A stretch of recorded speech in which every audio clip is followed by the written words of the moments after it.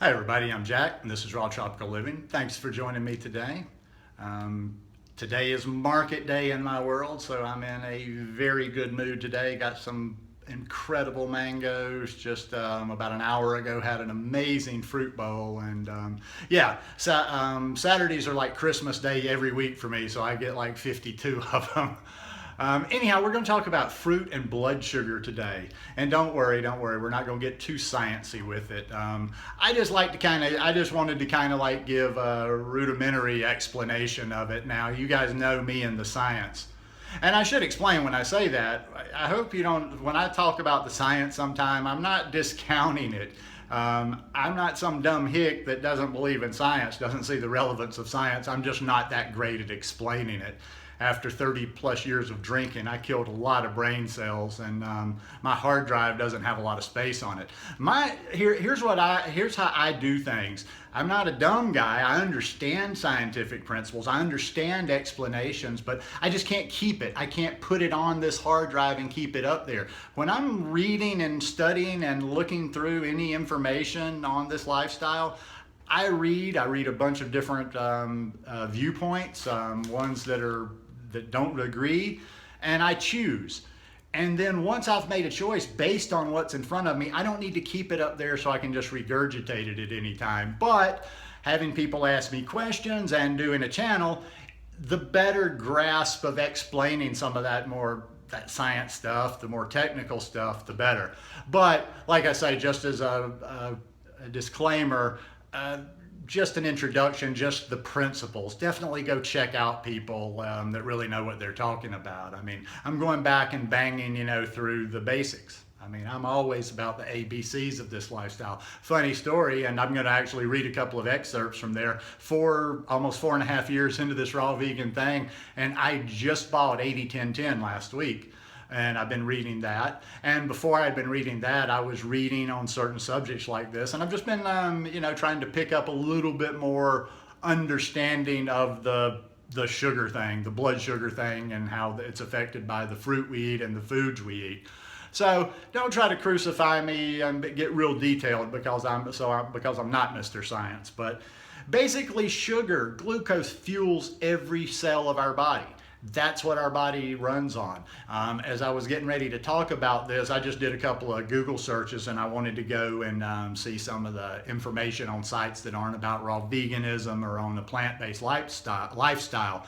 And even most that weren't will agree, even though they look at it in different ways, that sugar is what fuels our body.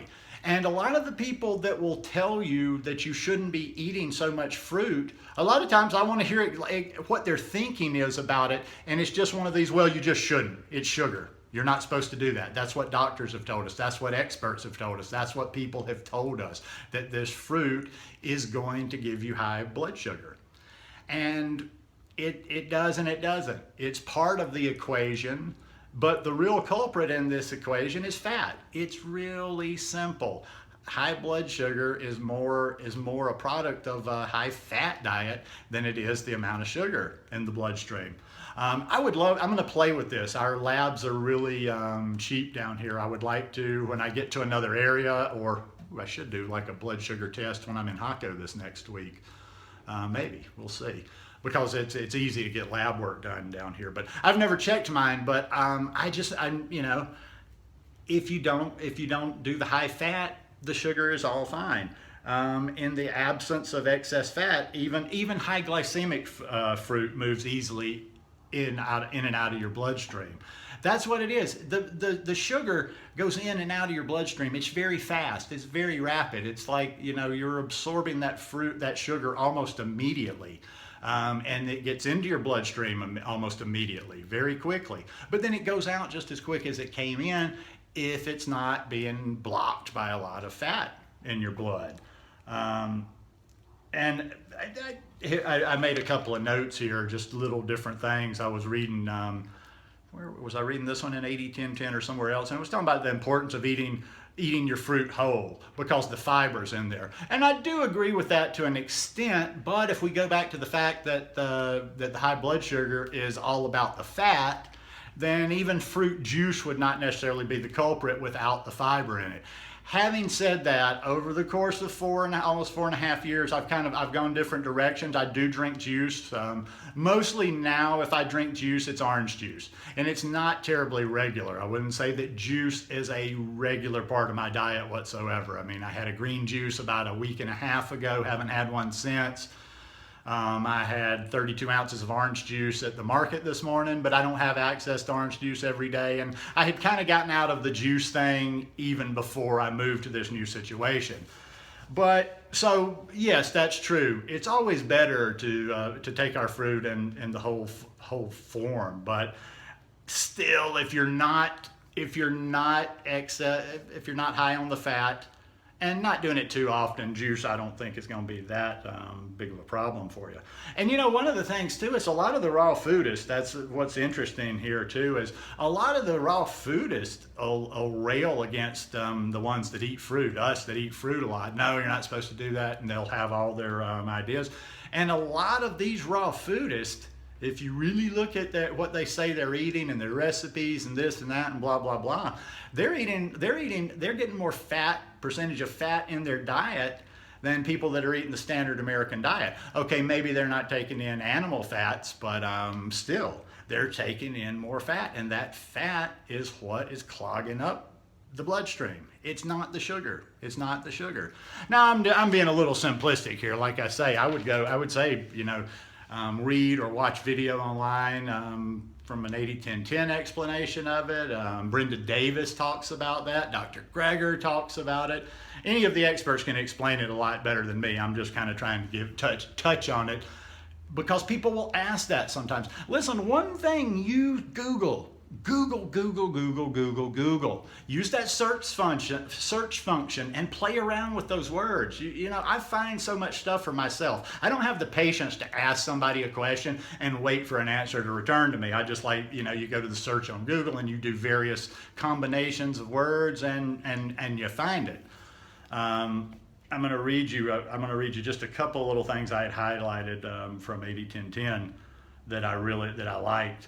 That's a very good thing. And this just summarizes it really succinctly. Sugar's three-stage journey through the body. To be used as fuel for our cells, the sugars we eat travel a three-stage journey through our bodies. Stage 1, sugars start out in the digestive tract when we eat them. Stage 2, they pass through the intestinal wall into the bloodstream. Stage 3, they then move smoothly and easily out of the bloodstream and into our cells. This occurs rapidly, often in minutes. When we eat a high-fat diet, the sugar gets trapped in stage 2, which passing through the intestinal wall into the bloodstream. It gets trapped in stage 2, and the body works overtime, sometimes to the point of exhaustion and disease, in an effort to move the sugar out of the bloodstream. Meanwhile, the sugar backs up in the blood, creating sustained elevated blood sugar that wreaks havoc on the body in the form of candida, fatigue, diabetes, etc.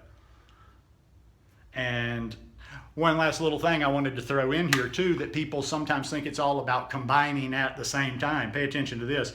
Unfortunately, taking care to avoid sugar-fat combinations at the same meal is not sufficient to alleviate blood sugar problems. Eating a high-fat diet creates elevated blood sugar whenever fruit and other sweets are eaten, regardless of timing. I've heard people kind of try to explain their way out of it before saying that, like, oh, well, I didn't eat, there was enough time in between, but you're eating high fat. If you're eating high fat, it's more the big picture than just did you eat high fat too close to when you ate that sugar. Because the fat is just, you're talking about different rates of digestion, of absorbing into your body, whereas the fruits, you know, like that. The fats are requiring sometimes 12 to 24 hours before they reach where they're supposed to get. And fat lingers in the bloodstream a lot longer than the sugar does. So, like I say, just to ballpark it, the blood sugar issues are more of a fat issue, plain and simple. Don't listen to me, don't believe me, and if you don't agree with me, don't debate me. Go seek out people that are not quite as much of a whack job as I am and see what they have to say about it. just wanted to kind of like touch on this subject just a little bit, and I'm going to start touching on a little bit more of the raw vegan basics, but from a simpler, just a simpler explanation, you know, without getting into too much that's going to be over people's heads, over my head. That's not being condescending. If I'm thinking about it, would be over my head. So anyhow, just wanted to give a little simple one on the fruit and blood sugar. Don't be afraid of it. But like I say, your mileage will vary. Check out other sources. Hope you guys like this one. If you like it, please give me a thumbs up. Hope you will hit that subscribe button, and I hope you are having a wonderful day. Love you guys. Peace.